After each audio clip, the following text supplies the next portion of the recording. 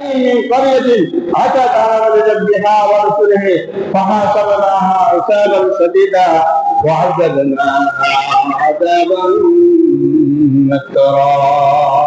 বর্তমান সময়ের এই অবস্থা থেকে আমরা কিভাবে বেরিয়ে আসবো আল্লাহ রাব্বুল আলামিন তার হাবিবের মাধ্যমে আমাদেরকে জানিয়ে দিচ্ছেন, কোরআন কারীমের মধ্যে আমাদেরকে জানিয়ে দিচ্ছেন।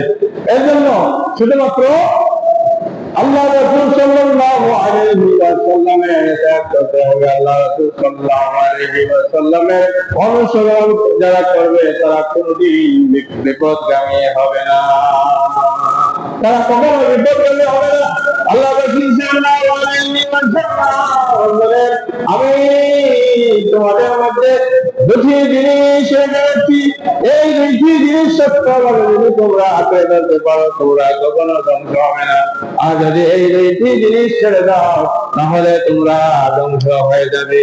ওই কওমে লূতের মতো তোমরা ধ্বংস হয়ে যাবে। কওমে লূতকে লূত আলাইহিস সালাম নিষেধ দিয়েছিলেন, বুঝিয়েছিলেন, কিন্তু তারা সেই সব বোঝ মানে নাই।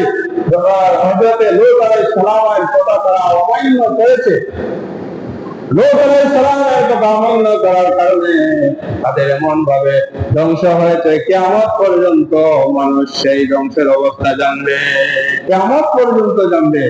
এই জন্য রাসূল সাল্লাল্লাহু আলাইহি ওয়াসাল্লামের কথা মান্য করতে হবে।